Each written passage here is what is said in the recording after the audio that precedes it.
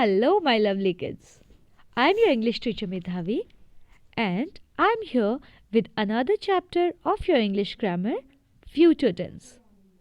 In this video, we are going to cover simple future tense, future continuous tense, and future perfect tense. So, without wasting time, let's get started. Look at these sentences. I will work hard this year. Tanisha will wait for me at the bus stop. It will be raining tomorrow. Smile will buy some cookies for her friends. All these sentences indicate that these actions are going to happen or going to be performed in future. Neither they are happening right now nor they happened in the past but in future. These sentences which are going to take place in future or the actions that are going to take place somewhere in the future, maybe in the next moment, maybe the next month, the next hour, the next week, the next day, the next year, and so more, include in future tense. First of all, let's discuss simple future tense. The simple future tense is used to express what we think or know will happen in future. For example, Riddhi will be a good musician. Now, why do we think that Riddhi will be a good musician? Perhaps Riddhi has a very sweet voice. Perhaps Riddhi sings really nicely. She has a good knowledge of music. So we can say that Riddhi will be a good musician. Here, there is a way to predict future of Riddhi, and we are having an idea that she can be a good musician. It is used to describe habitual things or regular phenomena. Now, like simple present tense, as we know that the things that happen on a regular basis or that happens like regularly, we include them in simple future tense. The bus will arrive at 4 p.m. Now we know that the timing of the bus arrival is 4 p.m. So we can say for sure that the bus will arrive at 4 p.m. It is also used to describe the result of some action. If you keep on playing in rain, you'll fall ill. Now see, we are watching somebody continuously getting wet in the rain and playing. And we surely know that if someone gets wet in the rain for such a long time, that person can fall ill. So we can easily predict that if you keep on playing in rain, you'll fall ill in future. Right? Now, how do we form sentences in simple future tense? If we talk about a positive sentence or statement, or you can say affirmative sentence, so the formula will be subject plus will or shall plus root form of the verb. Now children, multiple times I told you that shall, S-H-A-L-L, shall is used with either I or we. But it is used generally in informal language. Otherwise, we can use will with I and we also. Rahmat will marry Dennis. Now Rahmat is our subject here. Will, marry is the root form of the verb. And Dennis is the another object or another part of the sentence. Now negative sentence, subject plus will or shall plus not before the root form of the verb. I shall not tolerate such behavior again. If we want to make an interrogative sentence, means question sentence, so we can write it in two types. The first one I have mentioned here only, it is related to yes or no question. That will be shall or will plus subject plus root form of the verb.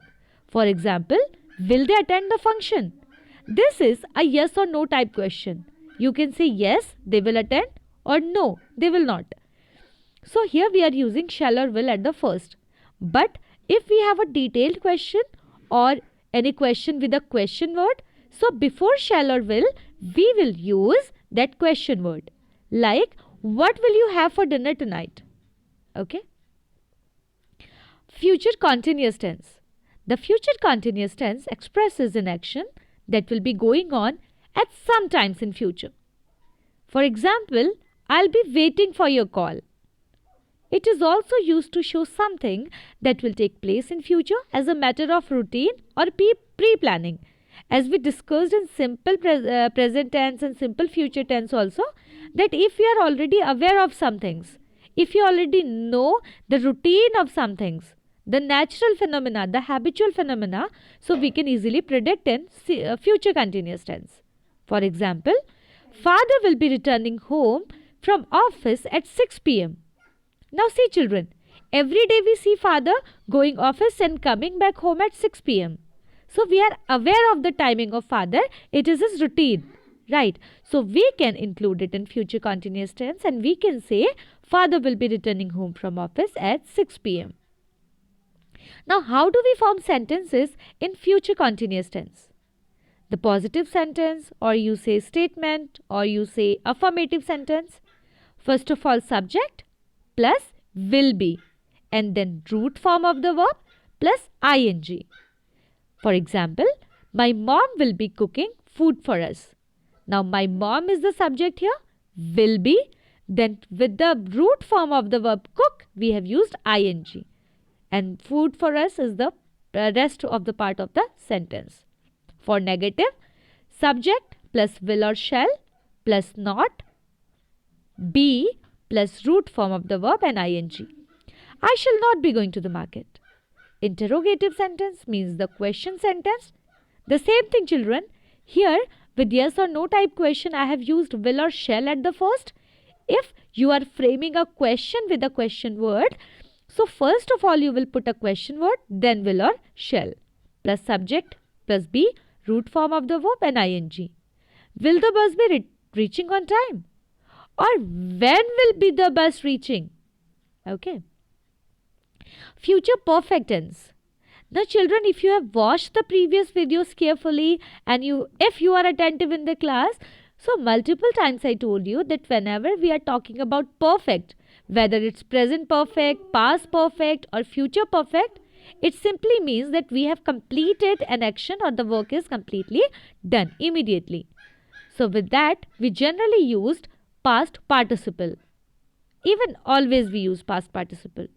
The future perfect tense expresses an action that will be over at a given point of time in future. I will have finished this novel by evening. It will be finished, right? They will have completed their work by tomorrow.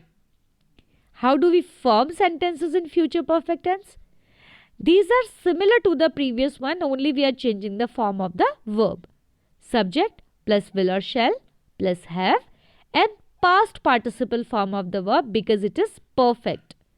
The workers will have finished the construction by the evening. The workers is subject here, will have, and the past participle form of finish is finished. The construction by the evening is the rest of the part of sentence. Negative sentence. Subject plus will or shall plus not plus have and past participle form of the verb. Prerna will not have done it ever. Interrogative sentence. Will or shall या फिर question word plus subject have past participle form of the verb. Will you have learned to swim by next Monday? Or where will you have reached by evening tomorrow? Okay. But children, one more time I'll just say the same thing that I keep on saying, that no matter how many times you watch this video, how much you try to learn these formulas, you can never get perfection in your spoken and written English until you keep on practicing, until you keep on reading, until you keep on writing. The more you practice, the more you learn is my keyword. All the time I say these keywords to you. That the more you practice, the more you learn. The more knowledge you gain. The more new words you learn from various sources. And the more smart you be. So at the end of the video, I would like to say, keep learning, keep shining.